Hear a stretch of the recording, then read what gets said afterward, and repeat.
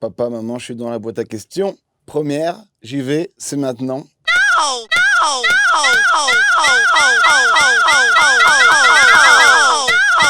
Ok. Mal fait. Là, il était bien. Celui-là, tu gardes. Ça veut dire quoi, MVP? De base, c'est Most Valuable Player en NBA, genre le meilleur joueur de l'année, le meilleur joueur de la saison. Mais dans mon cas, ça veut dire Mr. V Panda. C'est en référence à la voiture qui était sur la cover, qui est ma Fiat Panda que j'ai depuis que j'ai 17 ans et qui est même pas à mon nom, qui est au nom de mon frère. Incroyable fait, je vous donne une excuse là, pour Canal+. Ton premier souvenir de rap, c'est un clip de NTM où on voyait plein de filles soulever leur t-shirt et montrer leur nichon. Et à l'époque, ça avait fait un peu polémique. Et je me rappelle de mon père qui voit les chicots de Joey Star et qui dit « Non mais regarde-le, lui là », sans aucun argument après. Le sujet improbable que tu maîtrises à 200%. J'aime beaucoup certaines chaînes YouTube à 26 vues. Vraiment des youtubeurs que personne ne connaît. Des fois, il y a écrit aucune vue. Et ben moi, je suis abonné à quelques-unes. Bizarre, hein? Les soirées, ça te manque? Ouais, ça me manque, évidemment. Maintenant, moi, le jour de l'an, par exemple, je le fais toujours avec ma grand-mère. Ça n'a pas bougé. Je l'ai encore fait avec Mémé, OG, Georgette, Gang. Peux-tu nous parler de ton feat avec Jul? Secret défense. Non, pas vraiment de secret défense, en fait. Attends, je ravale ça. C'est un feat qui s'est passé à distance. On s'est jamais vu, en vrai. C'est juste ça que je peux te dire. Le 5. Il paraît qu'un feat avec NASA est également en cours, raconte-nous. Alors là, pour le coup, avec NASA, on s'est rencontrés. Très bon délire. Je sais pas si je peux dire des dossiers. Juste un truc qui m'a fait rire, c'est qu'il consomme du tabac à chiquer. Voilà, c'est bon, c'est dit, ça me fait marrer. C'est un truc de cow-boy un peu.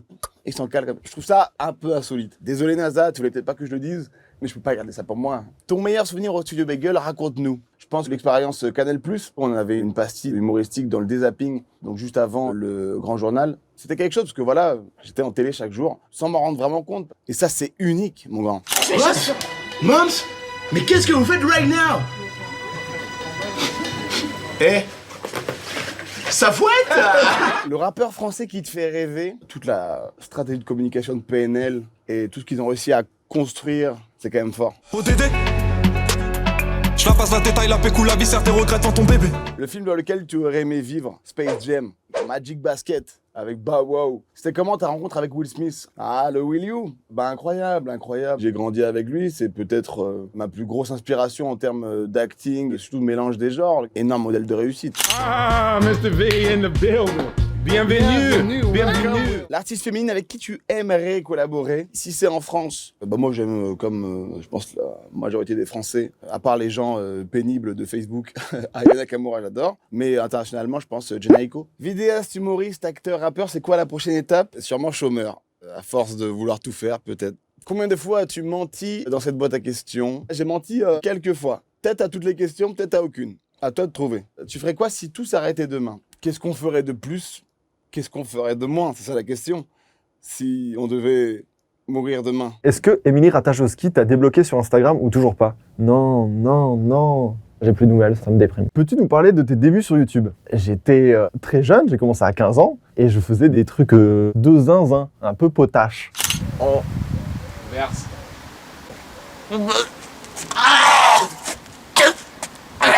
Le commentaire le plus fou que tu aies eu sur une de tes vidéos, il y avait une actrice porno qui avait utilisé le compte d'une grosse marque pour m'envoyer un message personnel pour me proposer un date. Ça, c'est fou. J'ai évidemment refusé ce date, car c'était une période où justement je draguais ma meuf. Voilà. Le rappeur qui t'a donné envie de rapper, je dirais que le premier mec qui m'a dit « Putain, tu peux être une merde et rapper », c'est Orelsan. Non pas que Orelsan, mais il a le personnage de loser. L'adolescence. Il m'a fait un peu ce choc-là. Tu nous rappes un extrait de Prendre la vitesse. Parti de rien, j'aimerais tout faire. Plus lourd que toi, mais je suis tout frêle. Je rends pas les coups, frère, je m'en bats les couilles. D'ailleurs, pourquoi t'écoutes? Vraie question. C'était comment de sauter en chute libre pour ton clip? C'était un truc de fou. C'est très très haut. Du coup, c'est assez stressant parce que tu dois penser à plein de choses. J'avais l'impression qu'une secrétaire m'amenait une espèce de pile d'informations à traiter et à ranger et qu'on me disait, écoute, tu as moins d'une minute. Parti de rien, j'aimerais tout faire. Plus lent que toi, mais je suis tout frêle. Je rends pas les coups, frère, je m'en bats les couilles d'ailleurs, pourquoi t'écoutes? Pourquoi une mixtape et pas un album? Le format album, il me tient tellement à cœur que je pouvais pas arriver directement avec un album. Moi, je suis encore en développement, j'ai plein de choses à apprendre, c'est une première étape dans la musique. Chaque chose en son temps. Pourquoi de nombreux youtubeurs se lancent dans la musique? C'est une très très bonne question. J'ai l'impression qu'il y a une effervescence. Bon bah, chacun fait ce qu'il veut. Enfin, restera ce dont on se souviendra, sans juger, évidemment. Le plus gros cliché sur les youtubeurs, qui se lancent tous dans la musique, c'est pas abusé, non? Depuis que tu t'es fait vanner par le Dalai Lama, tu as changé de coupe de cheveux? Pas trop. Vous pouvez comparer avec Kim Jong-un, ou il, à un pronom près, il se vexera pas, il regarde pas, hein, je crois. Selon toi, quelle est la personnalité de l'année 2021? Je danse. Moi, j'ai l'impression, sans trop comprendre pourquoi et ni d'où il sort, mais Timothée Chalamet, l'un des deux, d'un seul coup, il est partout. Moi, j'ai l'impression que je me suis tourné et c'était devenu la resta numéro 1. L'artiste avec qui tu te verrais bien faire un duo. Quelqu'un que j'adorais, c'est Jaden Smith. Et puis je sais qu'il regarde quotidiennement. Tu as été validé dans le milieu du rap game. Je connais quand même quelques acteurs de ce milieu. Je sais dans quoi je vais. Enfin, je sais à quoi m'attendre. Donc je ne suis pas en attente de validation. La chose la plus improbable à savoir sur Seb, 3h du matin, je me suis tatoué genre le format dans lequel j'exporte mes vidéos.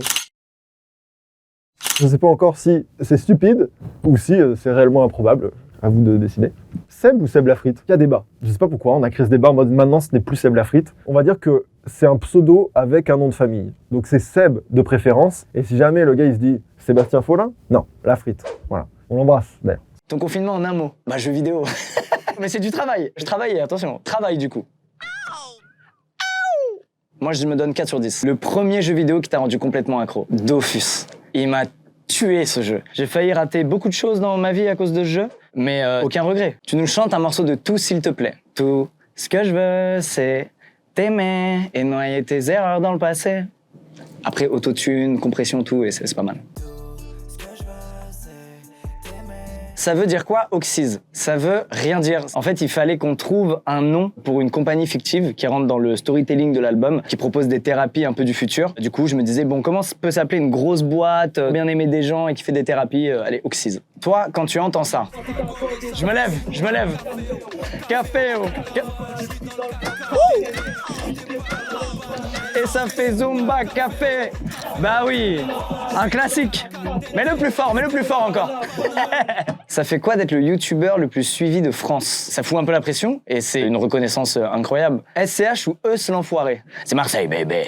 Plus SCH. Ça prend ton OG, ça prend ta gadget, ça prend ta CB. Jul ou Booba? Bah le J c'est le S.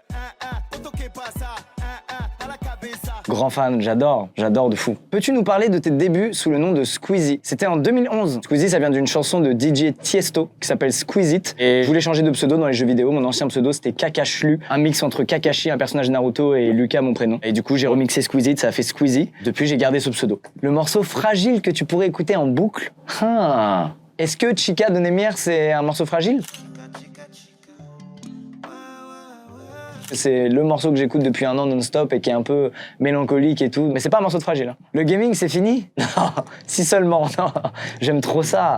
En plus, aujourd'hui, ça réunit vraiment les gens. Il y a un vieux cliché qui est faux, celui du ça isole. Je suis pas du tout d'accord. Pour moi, au contraire, ça te fait rencontrer des gens, ça te fait interagir avec des gens et c'est trop bien et jamais ce sera fini. Le dernier mème qui t'a fait mourir de rire. La mécanique qui me fait le plus rire, c'est celle où, en fait, il y a quelqu'un, par exemple, qui est sur une balançoire et le gars le détourne et le fait s'envoler de la balançoire. Comment imagines-tu ton premier concert? Waouh! J'imagine des gens au premier rang impatients. J'imagine moi en coulisses impatient aussi, avec beaucoup de stress. Et puis le moment où j'arrive sur scène et où on se dit putain, ça y est, on se voit. J'ai hâte. Ah, Covid friendly, bien. Check du coude, on en fait tous énormément. Ah!